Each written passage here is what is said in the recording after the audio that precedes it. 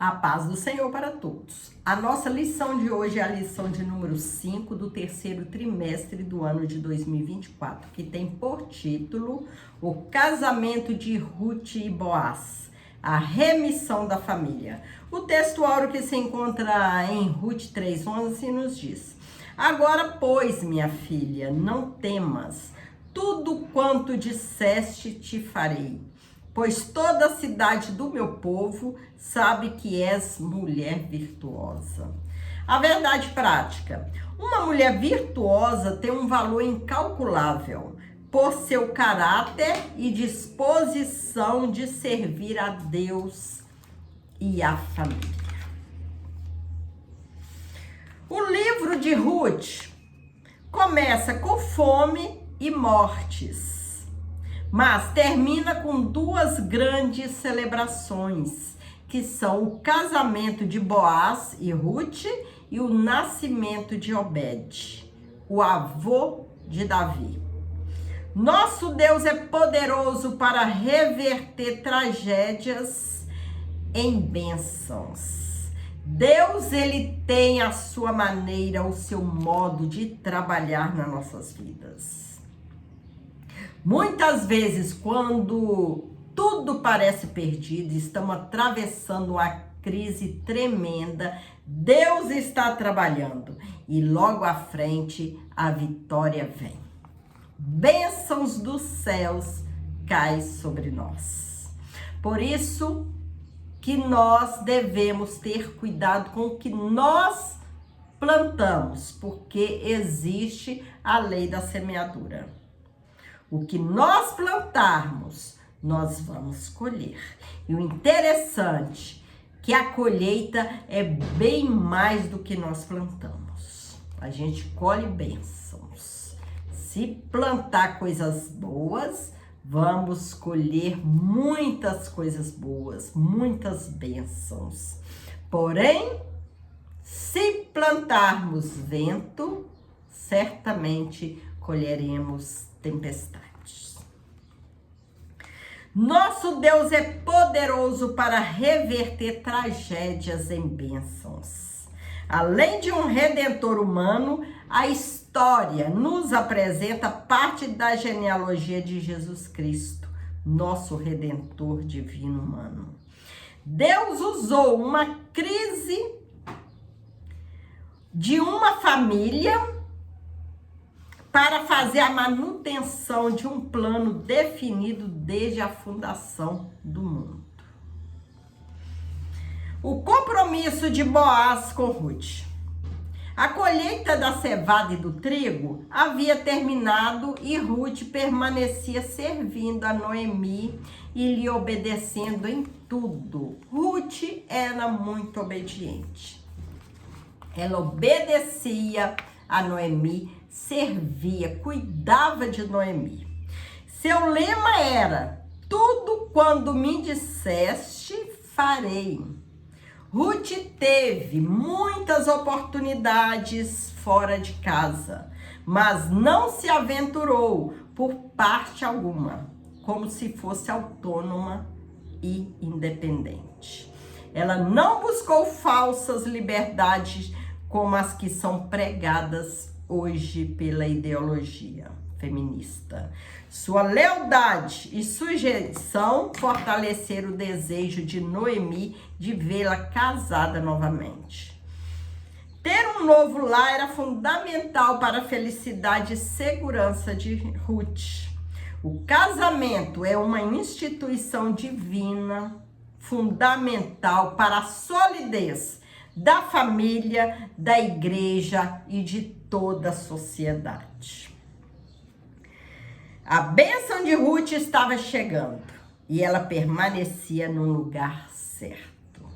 O casamento, ele é bênção, ele é solidez para a família, solidez para a igreja e para a sociedade.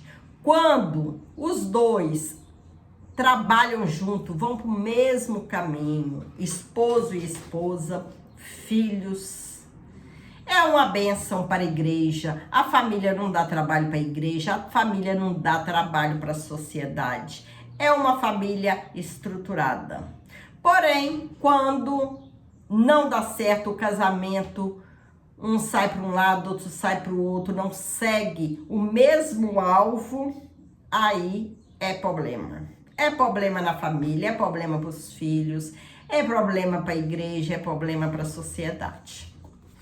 Então, é preciso que a família seja unida, trabalhe unida e alcance bênçãos do céu unidas. Que Deus, Ele ama a instituição. A primeira instituição fundada, que é o casamento, a família. Deus ama uma família unida, uma família obediente, uma família composta de marido, esposa e os filhos. A bênção de Ruth estava chegando e ela permanecia no lugar certo. Ruth era obediente, ela tinha de tudo para sair da presença de Deus, para sair da presença de Noemi, para não cuidar, porque ela podia. Ela tinha livre arbítrio, né? Porém, ela preferiu, fez a melhor escolha, permanecer cuidando de Noemi, servindo o Deus de Noemi. E mais tarde, ela teve muitas vitórias. Ela plantou sementes boas e colheu frutos bons, que nós vamos ver a seguir. A iniciativa de Noemi. Noemi, a sogra de Ruth, ela sabia que Ruth precisava de um casamento, precisava casar-se de novo, né? Ter uma família. Os cereais colhidos eram levados para a eira, um terreno plano preparado para a debulha das espigas. Noemi soube. Aí Noemi já estava arquitetando um plano. Noemi soube que naquela noite Boaz faria aquele trabalho. Era uma grande oportunidade para Ruth se aproximar dele e demonstrar seu interesse em ser remida. Sem que fosse notada, Ruth deveria esperar que Boaz se deitasse, lhe descobrir os pés e deitar-se discretamente. Boaz saberia o que fazer quando notasse a sua presença, o que demonstra tratar-se de um costume da época. Estender a capa era sinal de compromisso de casamento. Em Ezequiel 16:8, essa prática é mencionada como metáfora, representando o compromisso de Deus com Israel.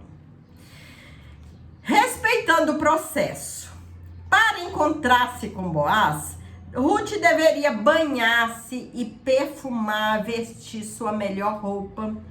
Assim como não exclui a ternura, a santidade não despreza a beleza, desde que seja com simplicidade, em pureza e moderação. Por volta da meia-noite, Boaz acorda assustado, com uma mulher deitada a seus pés e pergunta: quem és tu?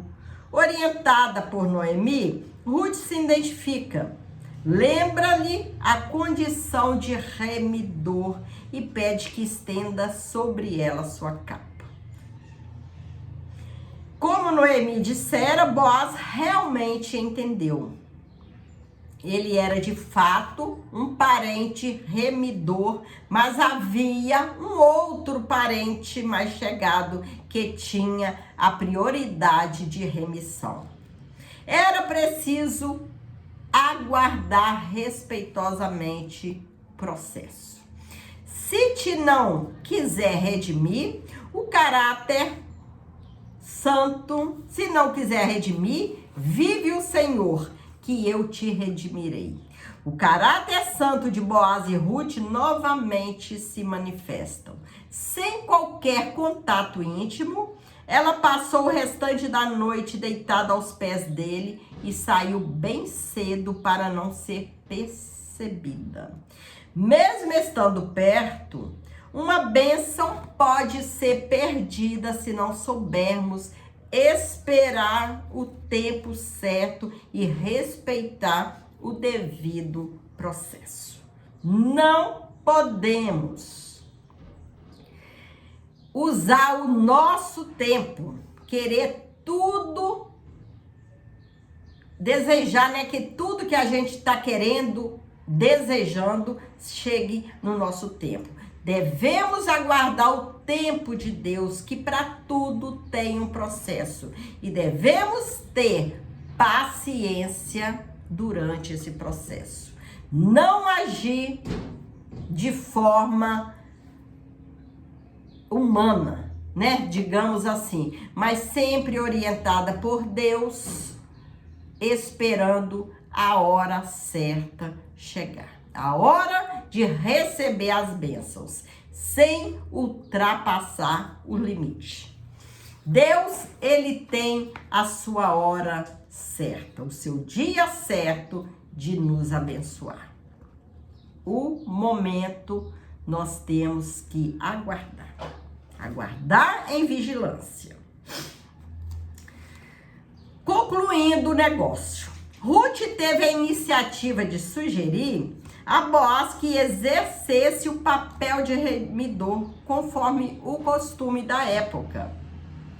Mas era fundamental que ele superasse o obstáculo que havia, a preferência do parente mais próximo. Havia um parente mais próximo que tinha o direito de comprar as terras e, ao mesmo tempo, casar-se, né, com Ruth. Boaz, ele quis resolver aquele problema, né? Foi atrás desse parente. Porque se o parente rejeitasse, ele então poderia comprar as terras e casar-se com Ruth. Já era todo plano de Deus. Mas era fundamental que ele superasse o obstáculo que havia, a preferência do parente mais próximo. Boaz agiu rapidamente como Noemi havia dito. Sossega, minha filha, aquele homem não descansará até que conclua hoje este negócio. E foi o que aconteceu. Boaz, ele não sossegou enquanto ele não foi atrás desse parente. Todo homem deve ser preparado para tomar iniciativas na vida, principalmente quando o assunto for casamento e vida conjugal. A liderança masculina pressupõe atitudes. O homem precisa ter atitude. Amor responsável, ser responsável. E honra a mulher como vaso mais fraco. E honrar, cuidar da mulher, porque a mulher é o vaso mais fraco. A mulher precisa dos cuidados do homem. E o homem precisa cuidar da mulher.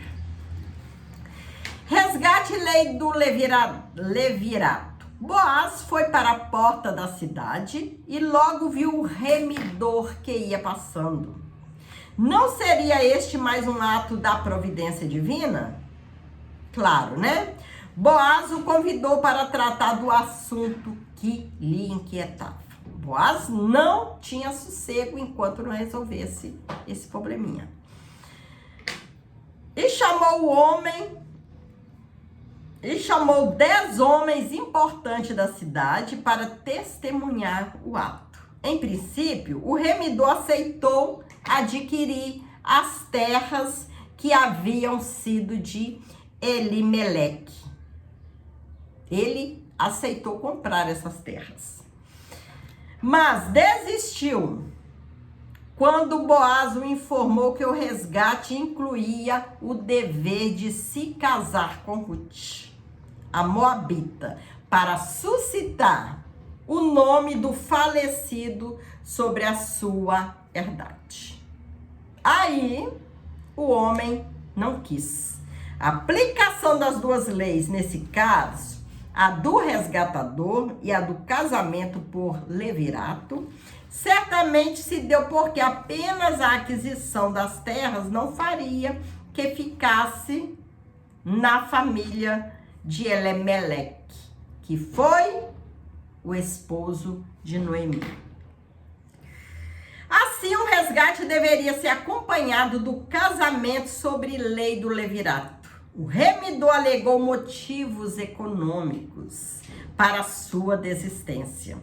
Ele não aplicaria recursos em terras que não seriam da sua própria família, e sim dos sucessores de Elimeleque, né? Já tudo providência divina. O registro público. Seguindo mais um dos costumes da época, a transferência do direito de resgate foi selada com o remidor descalçando o sapato e entregando a Boaz. O testemunho público para a remissão e o casamento com Ruth foi invocado por Boaz e recebeu uma confirmação uníssona. E todo o povo que estava na porta e os anciãos disseram: somos testemunhas. O Senhor faça a essa mulher que entra na tua casa como a Raquel e como a Leia, que ambas edificaram a casa de Israel. Ruth foi acolhida na comunidade de Israel com as mais elevadas honras.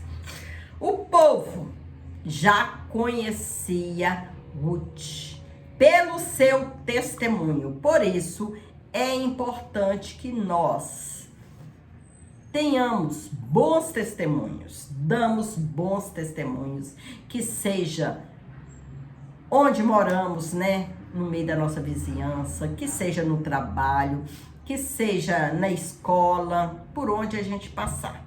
Porque o testemunho, ele fala bem mais do que palavras. Quando uma pessoa chega numa cidade, o testemunho dela chega primeiro, né? Se é uma pessoa com bom caráter, todos vão receber bem. Ah, mas aquela pessoa é muito boa, aquela pessoa é muito prestativa. Dá um bom testemunho. Porém, se a pessoa tiver um mau caráter, né? For um mau caráter, fizer coisas erradas, né? O testemunho chega primeiro. Quando tá chegando, o povo já sabe. Mas aquela pessoa, ela faz isso, faz aquilo. É melhor ficar mais distante, porque essa pessoa é isso, já fez isso, isso e aquilo. Então, é bom. O crente, o servo de Deus, ele dá bom testemunho. É no jeito de falar, medir suas palavras, é no jeito de vestir, né? Vestir com simplicidade, com moderação, sem exageros, né? Seu modo de andar, de agir. O testemunho, ele fala bem alto, mais do que palavras.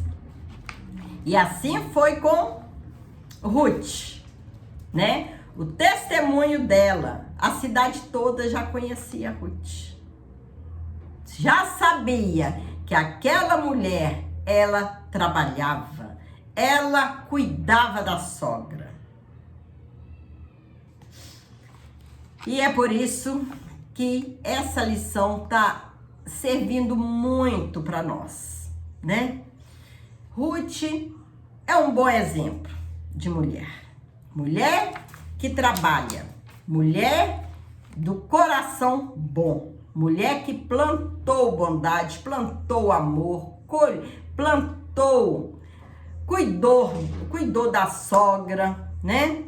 E Deus cuidou dela. Deus preparou o terreno que ninguém mexia com ela, ninguém fazia mal para ela, né? Vemos na lição passada, né? Que Boaz deu ordem aos homens para ninguém desrespeitar ela, cuidar dela, né? O nascimento de Obed, consumado o casamento, Boaz podia tomar a Ruth por mulher e o Senhor lhe deu conceição e ela teve um filho. Foi grande a celebração das mulheres de Belém, pois entendiam como Deus estava agindo em favor de Noemi. Antes, amargurada e acreditando estar sob castigo divino, a viúva de Elimelec recebeu uma renovação de vida. E teria agora alguém que cuidaria dela em sua velhice. Era mesmo o começo de uma nova fase da vida de Noemi. Os netos enchem os avós de orgulho e alegria. Neles, os idosos projetam um prolongamento da vida, recebem novo ânimo e encorajamento. E uma recompensa por terem tido, é uma recompensa para os avós, por terem tido filhos e se dedicado a eles. É um privilégio para nós, avós, termos nossos netos. É bênção de Deus. Boaz é um tipo de Cristo. Se Noemi, Ruth ou Orfa não se casasse com alguém da família de Elimelec, a linhagem ancestral de Davi teria sido profundamente alterada. Noemi já não tinha idade para gerar filhos. Orfa voltou para os moabitas. O Deus de Israel encontrou Ruth, cuja vida foi guiada por um caminho de renúncia, amor, pureza e muita submissão. Ela foi como um tipo de igreja. Encontrou-se com Boaz, um tipo de Cristo, nosso Redentor eterno. Chegamos à conclusão da lição de hoje. A história de Ruth é uma história de redenção. Uma moabita foi não somente remida, mas entrou para a genealogia do Redentor da humanidade. Jesus, o filho de Davi. Ao lado de Tamar e Raabe, Ruth proclama a graça de Deus, que se manifesta a todos, judeus e gentios, que proclamemos com poder a vida e a obra do nosso Redentor divino humano, Jesus Cristo, o Salvador dos homens. É importante que nós sejamos obedientes, que nós plantamos coisas boas para colher coisas boas, né? Na lei da semeadura, sempre se colhe mais do que se planta. Noemi e Ruth, elas fiéis, escolheram seguir o caminho certo, seguir o Deus vivo, servir ao Deus vivo. Plantaram e puderam colher muitas bênçãos.